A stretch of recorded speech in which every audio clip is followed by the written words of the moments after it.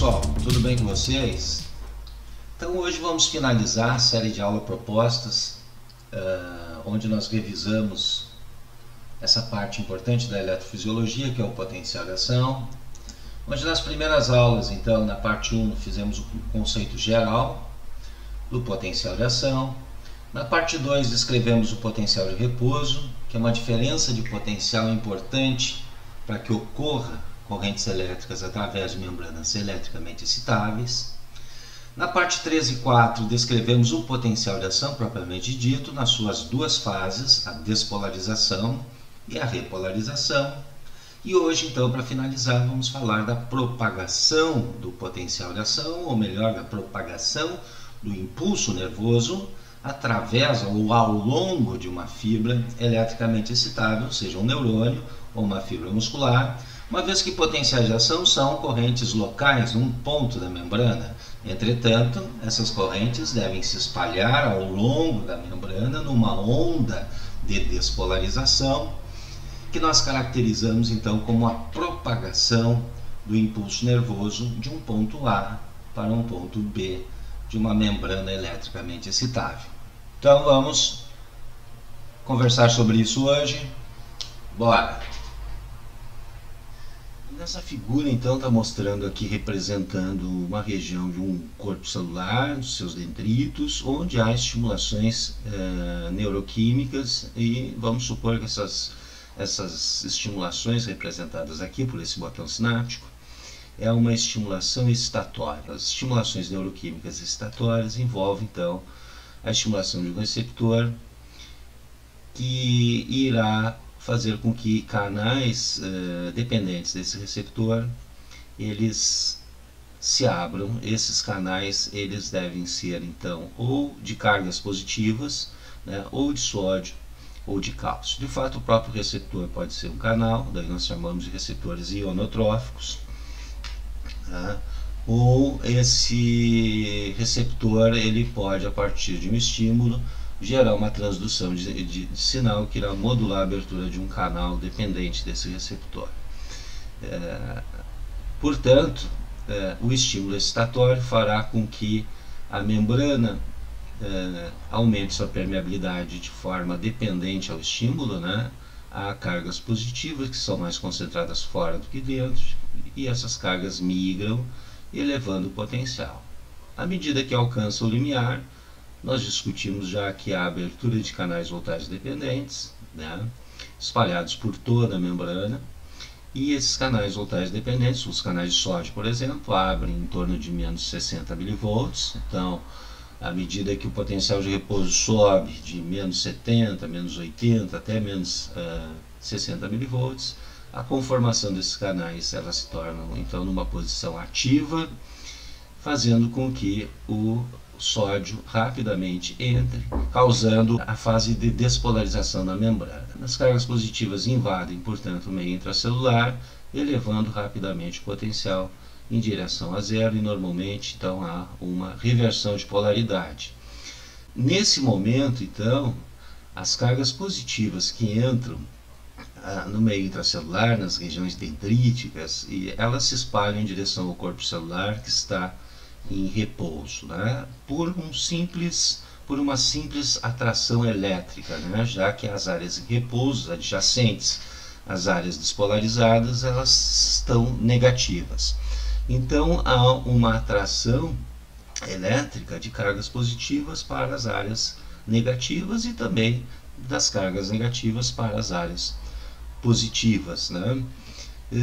Isso fará com que o potencial de membrana nessas regiões suba em direção ao limiar.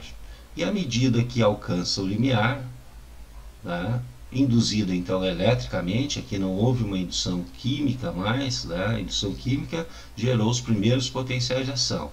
Mas à medida que a membrana internamente se torna positiva, essas cargas positivas migram para as regiões adjacentes, ainda em repouso, e elevam o potencial então dessas áreas em direção ao limiar, e à medida que alcança o limiar, outros canais voltagens dependentes, então de sódio e de cálcio também, vão se abrir, gerando novos potenciais e assim sucessivamente. Há uma tendência, então, de um fluxo resultante dessas cargas positivas, né, no corpo celular, fluírem em direção ao axônio, né? Então, essa região aqui, que o axônio está implantado no corpo celular, que nós chamamos de segmento inicial do axônio, ou cone de implantação do axônio. Então, há um fluxo resultante nesse sentido, porque todo o axônio ainda está em repouso. E à medida, portanto, como está mostrando aqui, que o potencial sobe e alcança o limiar, novos canais de voltagem dependentes aqui vão se abrir, e nós temos então um influxo de sódio gerando uma onda de despolarização que segue em direção ao axônio. Portanto, nós poderíamos resumir isso, né, pensando que num primeiro momento houve estímulos neuroquímicos excitatórios, né? A somação desses estímulos neuroquímicos excitatórios, se forem suficientemente fortes para que a membrana internamente alcance o potencial limiar, então irá abrir os canais de voltagem dependentes, né? Primeiramente induzido de forma neuroquímica, lembrando sempre que outros tipos de estímulos, né, podem também fazer essas perturbações iniciais da membrana que geram os primeiros potenciais de ação, como por exemplo estímulos ambientais em neurônios periféricos sensoriais, né? E algumas vezes também essas despolarizações iniciais podem ocorrer espontaneamente, né, em fibras que nós chamamos de marca-passo, que geram potenciais de ação sem um aparente estímulo externo. Mas vamos então pensar que houve aqui um estímulo de neurotransmissores, né, sobre receptores,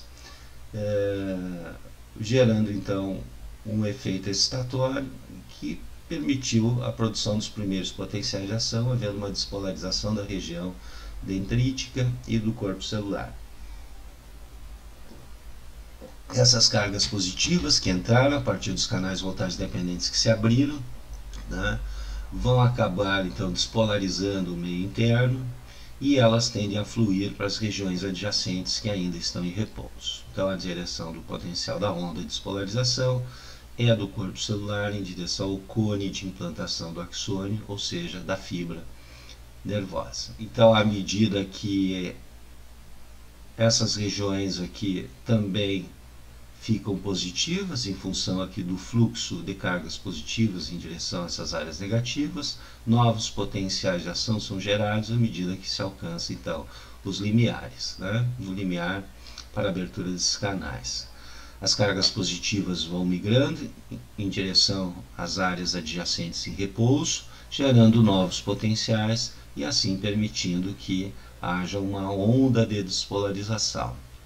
Mas nós podemos perguntar também, né, por que essas cargas positivas que estão migrando ao longo do axônio, elas podem, teoricamente, fluir para ambos os lados, à medida que as áreas já despolarizadas voltam ao repouso, ou tendem a se repolarizar, tendem a novamente ficar negativo, e isso, teoricamente, poderia permitir o refluxo dessas cargas positivas, levando novamente, né, a potenciais de ação nessas áreas recém-repolarizadas ou ainda em fase de repolarização.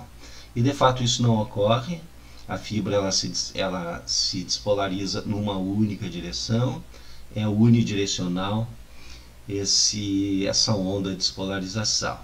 Né? Então, à medida que a onda de despolarização alcança aqui os terminais sinápticos, né, os terminais axoniais desse neurônio, isso permitirá então a propagação de sinal para outros neurônios através da indução da neurosecreção de novos neurotransmissores.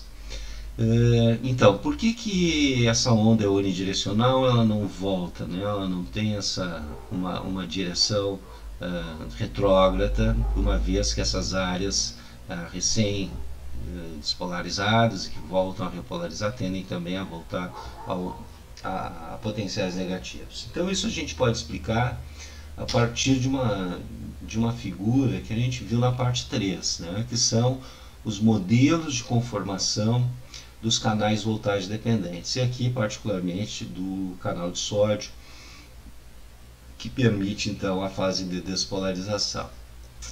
Nós sabemos então, a ideia é que há 3 modelos para esses canais, modelos de conformação. Quando a fibra está em repouso, ainda não se iniciou a despolarização, né, ele está fechado, está numa situação fechada que nós vamos chamar de repouso, está numa situação impermeável, né, esses canais voltagem dependentes. À medida que se alcança o limiar, em torno de menos 60 mV, eles mudam sua conformação de forma voltagem dependentes, abrindo o poro e permitindo, né, a entrada de sódio a favor de seu gradiente eletroquímico, né? Tanto elétrico, porque o meio intracelular estava negativo, quanto químico, porque o sódio é cerca de 15 vezes mais concentrado no meio extracelular que no meio intracelular, então ele entra rapidamente, gerando então a despolarização. E à medida que despolariza, foge então do potencial limiar de menos 60, vai lá em direção a zero, reverte a polaridade e inicia a repolarização, esses canais se fecham novamente. Mas observem que essa situação fechada é diferente dessa, né? Nós vamos chamar essa situação de fechamento aqui, onde tem uma segunda comporta aqui teórica fechando, né, de inativo ou inativado. Nessa situação, se você estimular novamente para que ele abra, ou seja, durante a repolarização, ao passar pelo potencial limiar, e se houver um novo estímulo aqui que faça esse potencial se elevar novamente ao limiar, ele não vai abrir. Por quê? Porque ele precisa de um tempo de recuperação. Esse tempo de recuperação nós chamamos de período refratário absoluto. Então há uma necessidade de se recuperar para a sua conformação inicial de repouso, daí ele pode se abrir novamente. E esse tempo de recuperação é o suficiente para que toda a onda de despolarização passe ao longo da fibra nervosa. Então, de forma que, à medida que nós ativamos canais voltagem dependentes nas regiões aqui sinápticas, né, e essas cargas positivas que entram vão despolarizar o corpo celular indo em direção ao cone de implantação aqui do axônio. Então esses canais estão ativos. Os canais aqui ao longo da fibra axonial estão em repouso, estão prontos para se abrir à medida que as cargas positivas são atraídas para essa região negativa, elevando o potencial até o limiar, e isso faz com que eles se tornem ativos, permitindo a entrada, um influxo de sódio, né? As regiões ainda em repouso, então, podem ser perturbadas eletricamente no meio intracelular pela migração das cargas positivas, fazendo com que os canais que estão numa conformação em repouso se abram.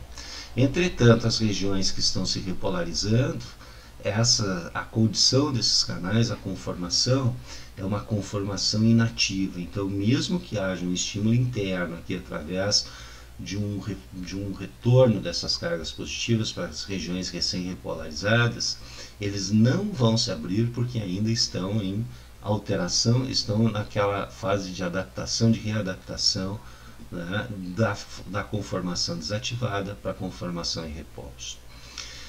Portanto, apenas os canais de repouso podem novamente se abrir, de forma que a onda de despolarização segue numa única direção da fibra.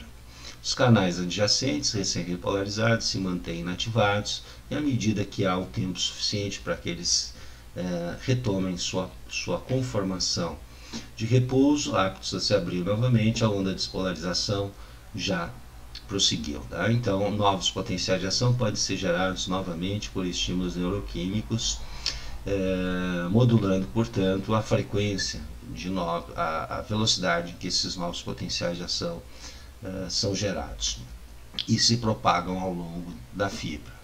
A frequência aqui gerada, o número de potenciais de ação por segundo, ela vai ser muito importante para modular o nível de secreção ou de neurosecreção do neurotransmissor.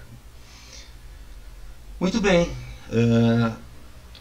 E a velocidade que ocorre isso, né? As velocidades de propagação do impulso nervoso numa fibra nervosa, ela varia muito. Ela é desde em torno de 0,25 metros por segundo até muitas vezes maior, até chegando aí a 100 metros por segundo. Isso aí equivale a 100 metros por segundo, equivale a quase 400 km por hora. Por isso que os sinais migram muito rapidamente de uma parte, né, do sistema nervoso para a outra. Então o que vai de fato depender a velocidade é de duas coisas. Primeiro, o diâmetro da fibra, né, do axônio.